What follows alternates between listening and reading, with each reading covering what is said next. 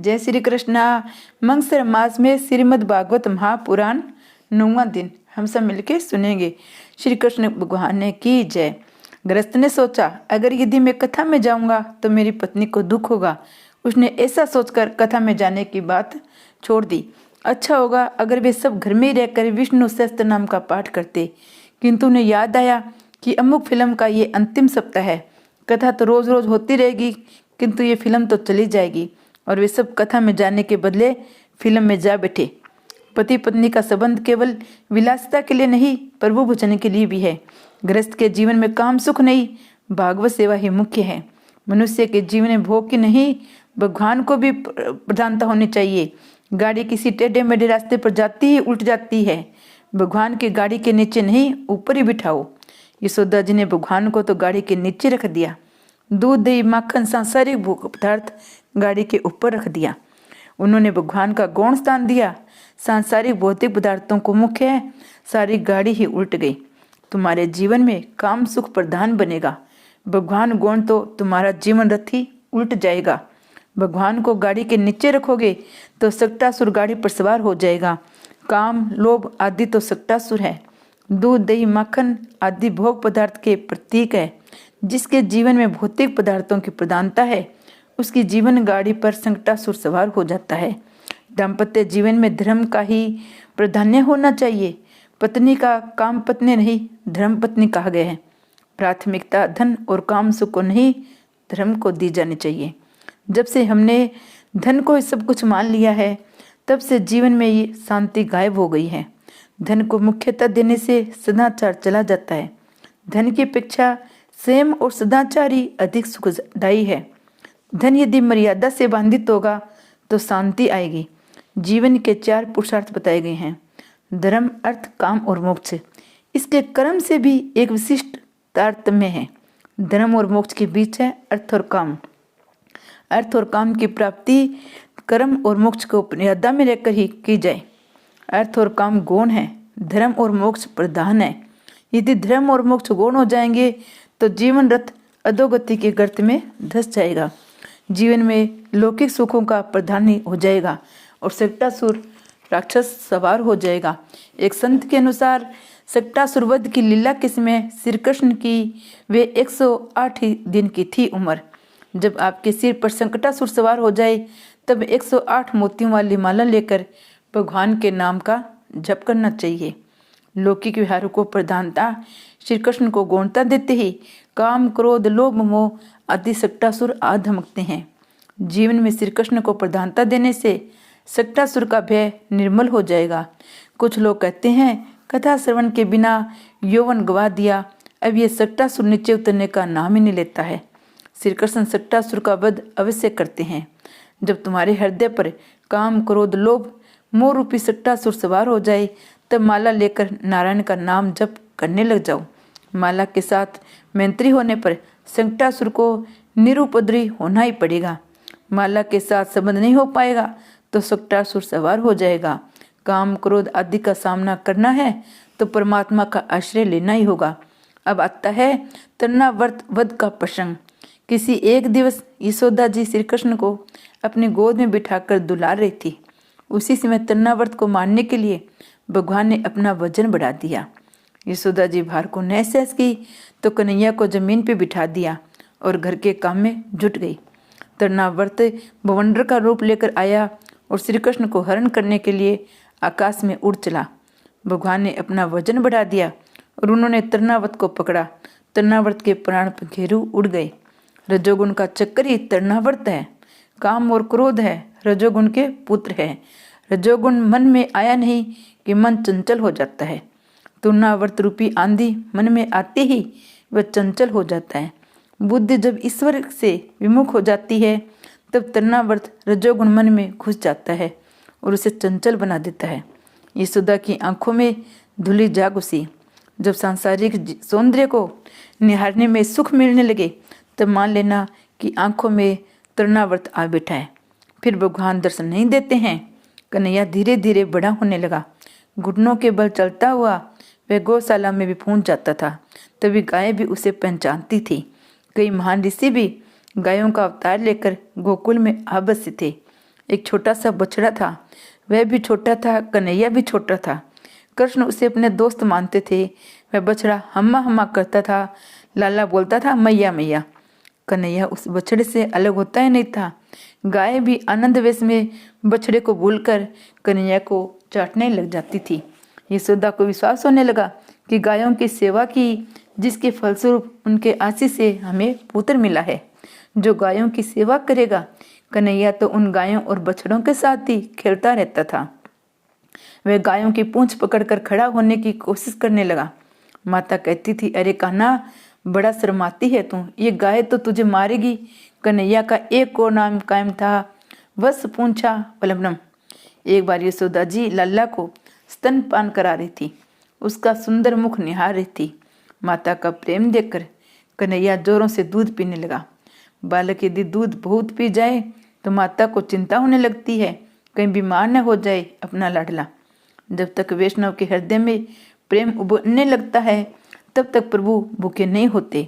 उनकी प्रार्थना करो, नाथ मैं आपको तो क्या भोजन कराऊं, आप सारे जगत के अन्नदाता हैं, फिर भी मैंने जो थोड़ी बहुत सामग्री बनाई है आप उन्हें स्वीकार करो। कन्हैया के अत्यधिक दुग्धपान से यशोदा चिंता करने लगी तो कन्हैया ने कहा, माता तेरा दूध मैं अकेला नहीं पी रहा हूँ, मेरा मुख में समाया हुआ सारा विश्व तेरे दूध का पान कर रहा है। कन्हैया ने जम्बाई लेने के लिए मुंह खोला। यशोदा जी के समय ब्रह्मांड का दर्शन कराया। कन्हैया माता से कहती है, तू अकेले मुझे नहीं अनंत जीवों को दूध पिला रही है, समग्र ब्रह्मांड को तो दुग्ध पान करा रही है। भगवान ने सुदामा को अपार संपत्ति दी तो यमराज को चिंता हुई।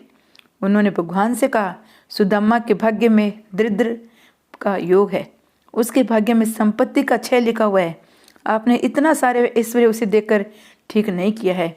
कर्म मर्यादा भंग होगी, कर्मानुसार ही सुख दुख दिए जाते हैं। प्रभु ने यमराज से कहा, मैं वेदोक्त कर्म मर्यादा तोड़ना नहीं चाहता। जो मुझे भोजन कराता है वह समस्त ब्रह्मांड को भोजन कराता है। एक मुट्ठी भर तंदुल मुझे खिलाकर सुदामा ने सारे विश्व का भोजन कराया है। जो श्री कृष्ण को भोजन कराता है वह सारे विश्व को अन्नदान करता है। उसके लाभ पुण्य जमा हो जाते हैं। भगवान मर्यादा को कभी भंग नहीं करते हैं। लाला ने यशोदा मैया से कहा, माता तू केवल मुझे ही नहीं समस्त ब्रह्मांड को तर्पित कर रही है। शास्त्रों में 16 संस्कारों का आयोजन किया गया है। आजकल तो प्राय सभी संस्कार भुलाए जा चुके हैं। हाँ, 2 संस्कार बाकी रह गए हैं, वह संस्कार और अग्नि संस्कार।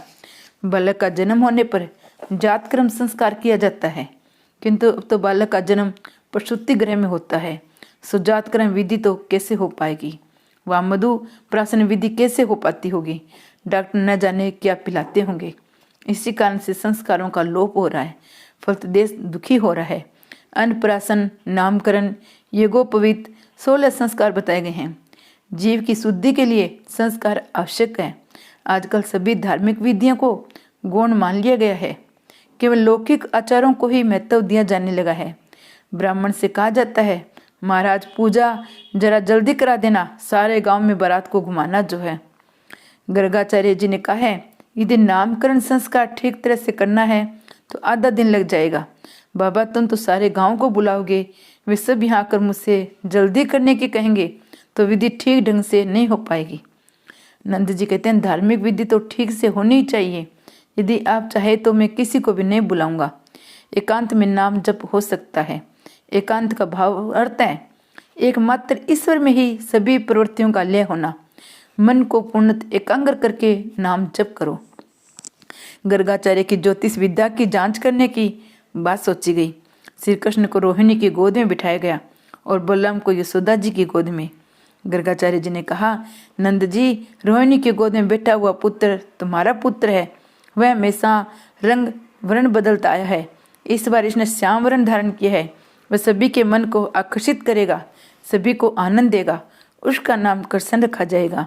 वह बालक महाज्ञानी होगा। इसके जन्माक्षर बड़े अच्छे हैं। इसके 5 ग्रह उच्च क्षेत्र के हैं, 8 ग्रह अच्छे हैं, मात्र एक राहु ही बुरे स्थान में है। नंद बाबा घबरा गए, राहु बुरे स्थान में है, क्या होया मेरे पुत्र को। गर्गाचार्य जी कहने लगे, वैसे डरने की बात नहीं है। जिसके 7वें स्थान में नीच क्षेत्र में राहु है वह पुरुष कई स्त्रियों का पति होता है। नंद जी, आपकी बातें सच हो सकती है। एक ब्राह्मण ने मुझे आशीर्वाद दिया कि तेरा पुत्र 16,000 रानियों का स्वामी होगा।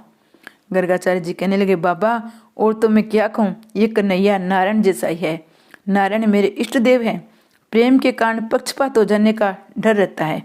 किसी समय 4 व्यक्ति भोजन कर रहे थे। किसी स्त्री ने पूछा, इनमें से 2 दामाद कौन सा होगा? एक ने कहा कि जो शर्मिला है वही दामाद हो सकता है। तो दूसरे ने कहा, वह जो अकड़ कर बैठा है वह दामाद होगा। तीसरे ने कहा, जब सास जी परोसने आए तब मालूम हो जाएगी। सास जी जब घी परोसने आई तो उन तीनों व्यक्तियों में से एक को अधिक परोसा, वह दामाद था। सनातन गोस्वामी कहते हैं कि नारायण के समान श्री कृष्ण है।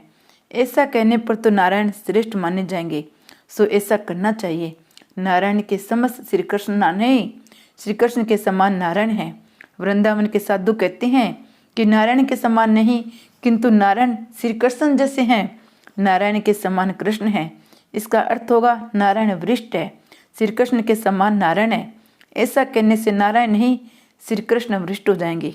वैसे तो श्री कृष्ण और नारायण में कोई अंतर है ही नहीं। वे सब बातें तो मधुर आग्रह मात्र है। नारायण में 60 और मुरली सनोवर, श्री कृष्ण में 64 गुण बताए गए हैं। अतः नारायण जी की अपेक्षा श्री कृष्ण में 4 गुण अधिक है। वे इस प्रकार हैं: रूप माधुरी, लीला माधुरी, वेग माधुरी, प्रिया माधुरी। श्री कृष्ण के ये 4 गुण नारायण में नहीं है। नारायण के 4 हाथ होने के कारण वे कुछ कुरूप से लगते हैं, अतः 2 हाथों वाले श्री कृष्ण श्रेष्ठ है। वैकुंठवासी नारायण राजा की भांति अकड़ कर खड़े रहते हैं, सो वे कुछ अभिमानी से लगते हैं। वे हमारे साथ बोलते भी नहीं है। कन्हैया में कोई अकड़ है ही नहीं, वह हम सब के साथ बोलता खेलता घूमता है। अतः हमारा कन्हैया ही श्रेष्ठ है। अतिशय आतुरता होने पर परमात्मा दौड़ते हुए आते हैं। गोकुल में एक नववधू आई थी जो कन्हैया के दर्शन पाने के लिए बड़ी आतुर थी, किंतु उसकी सास उसे वहां जाने नहीं देती थी। आज जब वह जल भरने गई तो रास्ते में श्री कृष्ण का चिंतन कर रही थी। बाकी जुल्फों वाला मनमोहन, मस्तक पर मोरपंख, होठों पर बांसुरी, कानों में मकरा करती कुंडल, कटी पर पीताम्बर धारण किए हुए था। वह छुमक छुमक करता हुआ उस गोपी के पीछे हो गया। बाल कन्हैया ने पीछे से गोपी का आंचल पकड़ लिया। गोपी ने देखा कन्हैया उसका आंचल पकड़े हुए हैं। 3 बरस के उस कन्हैया को गोपी ने प्यार से अपनी छाती से लगा लिया। लाला ने भी उस गोपी को अपनी छोटी छोटी बाहों में भर लिया। कहने लगा, तू कितनी सुंदर है, लगता है मैं तेरा ही स्वामी हूँ। रात के समय रास में आना। कन्हैया बड़ा वाणिज्य चतुर है। कोई सामान्य पुरुष कभी राह चलती किसी स्त्री को ऐसा कहता है कि वे दोनों एक दूसरे के हैं। कन्हैया तो सभी का पिता है, पति और संतान भी है। जरा सोचो तो, ऐसा कोई और देव है जो भी राह चलती हुई किसी नारी के गले में अपनी बाहों का हार पहना सके। पर स्त्री से तो वे सभी देव डरते हैं, किंतु वैकुंठ के नारायण तो मर्यादा पुरुषोत्तम है। कन्हैया पुष्टि पुरुषोत्तम है।